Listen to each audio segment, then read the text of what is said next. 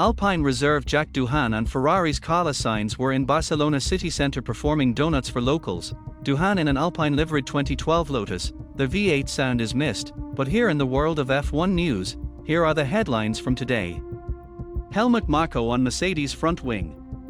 Red Bull Motorsport advisor Helmut Marko believes Mercedes front wing was bending noticeably in Canada, though they were approved by the FIA for strength, with the topic of flexi wings seemingly coming back up in Marko's mind, though he denied Red Bull had approached the FIA over the issue. They have a new front wing, and on the TV pictures from Montreal you can clearly see that Russell and Hamilton's wings are bending noticeably, Marko told OE24. However, their wings had the necessary strength when they were approved. That doesn't surprise me. I don't know how often we had to check our wings. There is a precisely defined procedure with weights under which a wing must not bend. It is a popular game of pushing everything to the limit so that it passes the technical inspection. During the race, the wing then lowers, which ensures better aerodynamics. Max Verstappen to Mercedes. Kimi Antonelli may hold the key, in theory. Sky F1's Ted Kravitz laid out a theory in which Kimi Antonelli may be the only person preventing Max Verstappen from moving teams in future, to Mercedes specifically, if he wants to take advantage of Mercedes' resources in 2026.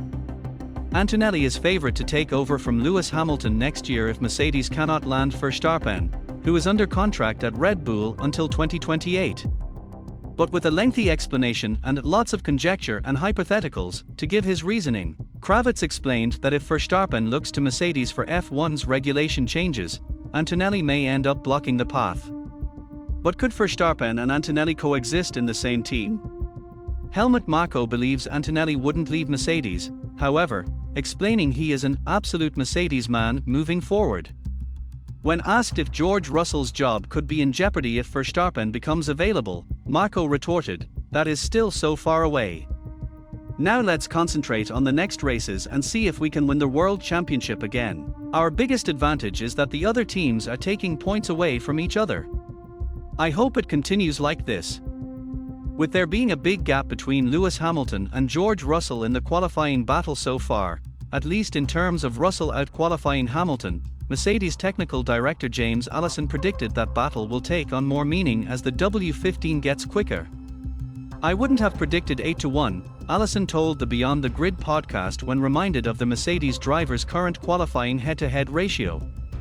"And I think that for a chunk of the year, the car has been a pretty troubled beast.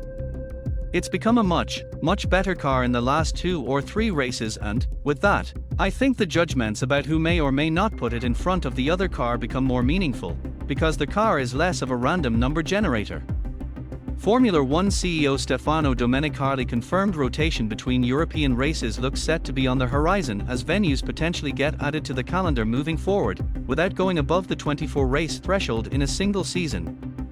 Alongside that, the potential for more sprint events is being considered, as well as admitting that the sport is no longer as dependent on Europe as it used to be. "I don't believe that 24 Grand Prix is an oversupply.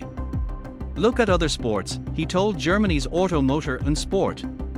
"Soccer and basketball are played every other day. They entertain their fans much more intensively. In terms of quantity, we have much less content to offer.